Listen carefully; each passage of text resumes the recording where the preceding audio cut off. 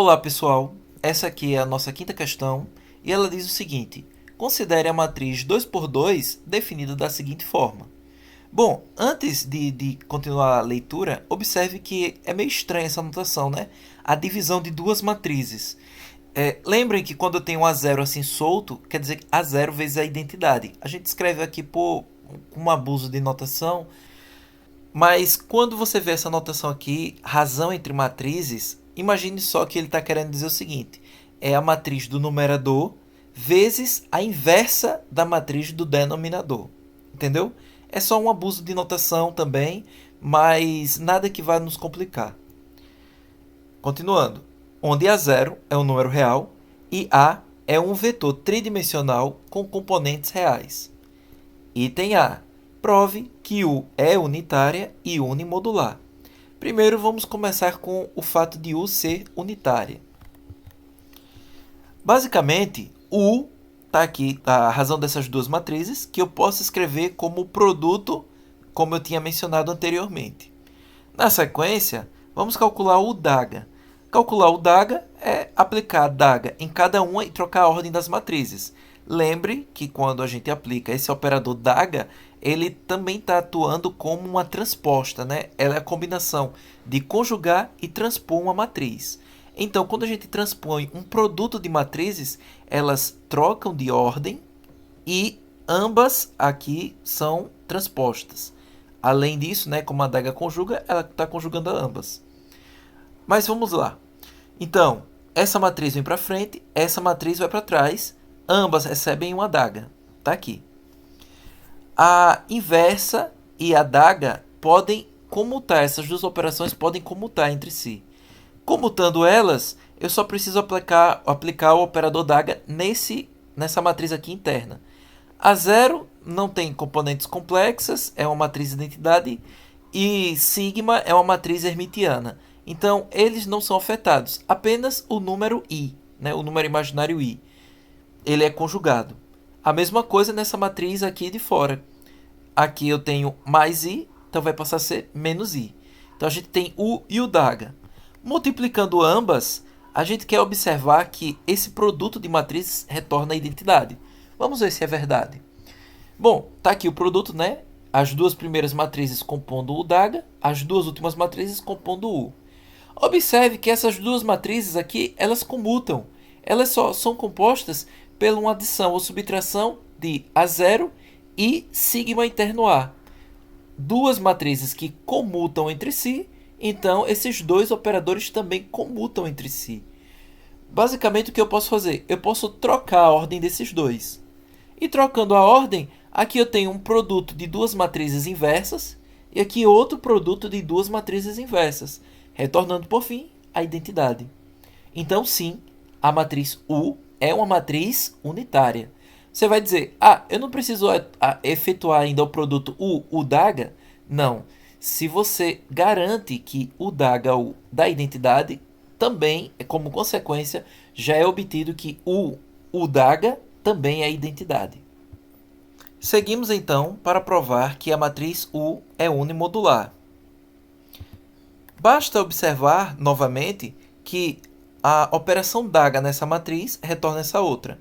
Como o determinante independe da operação DAGA, então a gente pode escrever o determinante de U como sendo o determinante do numerador vezes o determinante da inversa do denominador, que coincide com o inverso do determinante. Verificando aqui que essa notação, pelo menos, tem um significado interessante quando se trata do determinante. Como ambas possuem o mesmo determinante, visto essa igualdade, então isso aqui retorna 1. Ok. O item B, ele pede o seguinte: em geral, uma matriz 2 por 2 unitária unimodular representa uma rotação em 3 dimensões. Ache o eixo e o ângulo de rotação apropriados de U em função dos termos A0, A1, A2 e A3. Bom, inicialmente está aqui a nossa matriz U e vamos fazer a seguinte operação, que é multiplicar numerador e denominador exatamente pela matriz que está no numerador. Então, o numerador aqui é o quadrado, denominador surge essa matriz extra. Basicamente, o que eu posso fazer? Como essa matriz aqui do numerador ela é composta por a soma de duas matrizes que comutam, eu posso trabalhar novamente como se fossem números reais. Quadrado do primeiro mais quadrado do segundo. Aqui é o quadrado menos 1. Duas vezes o primeiro pelo segundo. Está aqui. Ok. Então, eu tenho essa decomposição aqui do numerador. Já o denominador, novamente, posso trabalhar como sendo números reais. O quadrado do primeiro menos o quadrado do segundo.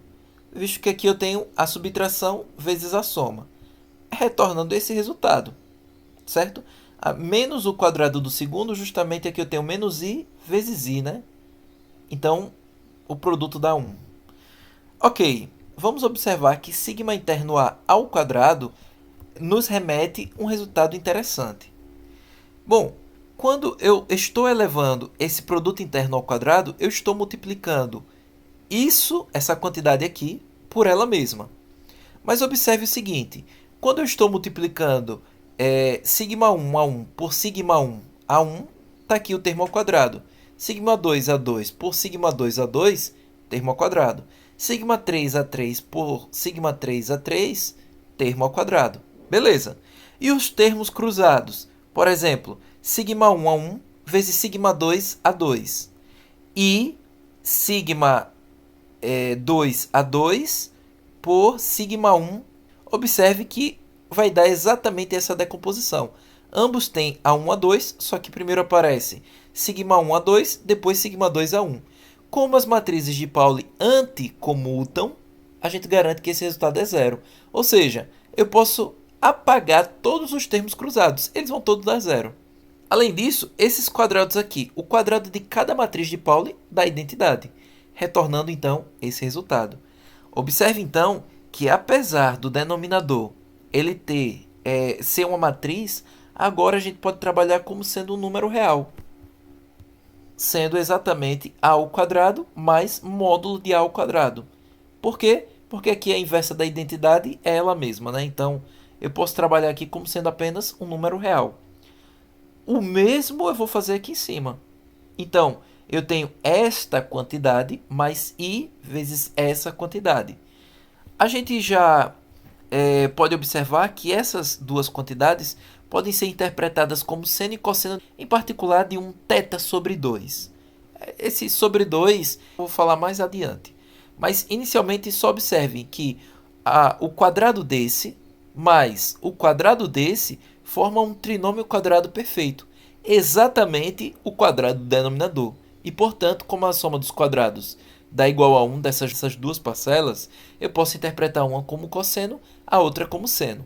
A razão pela qual o θ sobre 2 é observar que essa decomposição nos retorna esse operador aqui, essa exponencial. Essa relação é um pouquinho pesada também, nós vemos ela em física matemática, mas ela é semelhante, né, às relações de Euler. No caso, a exponencial de iθ, cosseno de θ mais i seno θ. Só que aqui, né, o operador é um pouquinho mais complexo que isso. Enfim, esse operador é o que dá a rotação num sistema de coordenadas tridimensional, como nós vimos, por exemplo, no exercício passado. Aqui nós observamos que se eu fizer a razão dessas duas quantidades, eu tenho a tangente da metade do ângulo, que dá esse resultado. Então eu já poderia colocar em evidência aqui tomando o arco tangente. Mas, ao mesmo tempo, eu posso pegar o arco metade desse arco tangente, que é exatamente esse resultado aqui. Tangente de θ sobre 2, você pode escrever como tangente de θ sobre 4 mais θ sobre 4. Abrindo a tangente da soma, a gente observa esse resultado. E aqui a gente pode simplificar esse termo tomando a razão pelo módulo de do vetor A ao quadrado. Então aqui vai ficar esse numerador, esse menos inverte aqui a ordem dessas parcelas do denominador e, pela razão que eu comentei, né, dá esse resultado aqui.